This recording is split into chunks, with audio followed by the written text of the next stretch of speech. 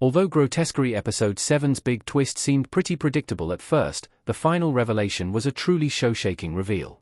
Grotesquerie Episodes 1 to 6 tell the story of Niecy Nashbet's Lois Tryon, a bitter detective who was taunted by the titular religion-obsessed serial killer. As Grotesquerie created increasingly elaborate, grisly displays for Lois to uncover, she formed an unlikely investigative partnership with Sister Megan.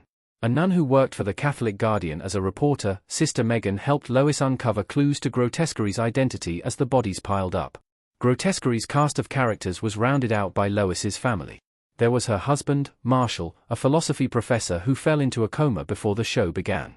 Then there was her daughter Merritt and Nurse Red, the overly involved nurse who revealed in Grotesquerie Episode 6 that she had an affair with Marshall before his coma. Lois herself almost embarked on an affair with a kind orderly she dubbed Fast Eddie, although he was more concerned with helping her worsening alcoholism than he was in her romantic advances. Meanwhile, Sister Megan was in the middle of a torrid affair of her own with Father Charlie, her seemingly devout, but ambitious and unhinged editor. Fast Eddie and Merritt got together in Grotesquerie Episode 7. Grotesquerie Episode 7 opened with Lois's nightmare coming true. Grotesquerie Episode 7, Unplugged, started out strange. Instead of addressing the cliffhanger ending of Episode 6, Good Caesarean Work, the show cut to Lois, Fast Eddie, and Merritt eating at a restaurant. The atmosphere was tense as Lois learned that her daughter had fallen for the orderly after she asked Fast Eddie to take care of her while she investigated Grotesquerie's coordinates with Sister Megan. The pair seemed truly happy together, but Lois wasn't thrilled for them.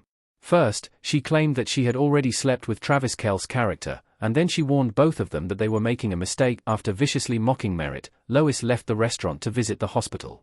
There, she found her husband Marshall and said a bitter, brutal goodbye to her flawed partner. Continuing on her warpath, Lois marched to the head of the hospital's office and demanded that her husband be taken off life support. The medical authority seemed dumbfounded, but he couldn't argue with her demands. As if this weren't dramatic enough, Leslie Manville's Nurse Red entered and had her fears confirmed.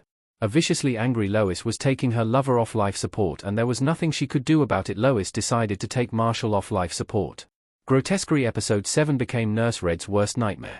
After both Nurse Red and her boss made some thwarted attempts to discern Lois's motives, they eventually complied with her wishes. Marshall's life support was turned off, and he died with little fanfare, a twist that hinted something was very wrong in the reality of Grotesquerie. Marshall had been a pivotal part of Lois's story until this point, and her troubled relationship with him humanized the show's heroine, so it was bizarre to see her suddenly give up on any hope of his return to her.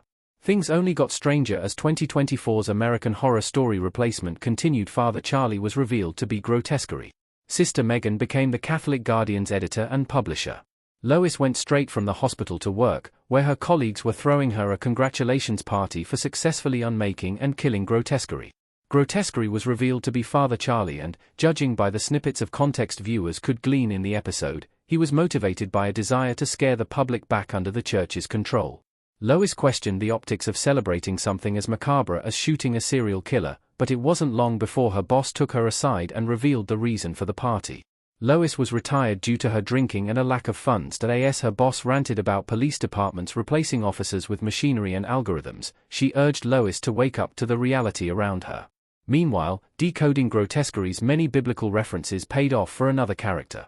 Lois's former partner, Sister Megan, was promoted to the editor and publisher of the Catholic Guardian thanks to her coverage of the Grotesquerie case's popularity. This didn't sit well with an understandably suspicious Lois, who invited her over for dinner.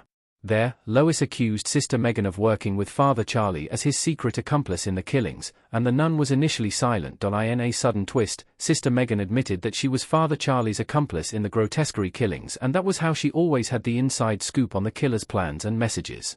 Sister Megan didn't plan on letting Lois live after giving up her secret, and she savagely attacked her in her kitchen. This resulted in a full-blown brawl where the pair stabbed each other. Lois dumped a boiling pot of soup on the nun, and Sister Megan appeared to beat Lois to death. Incredibly, the nod to Grotesquerie Episode 1's pot plot was not the scene's strangest twist.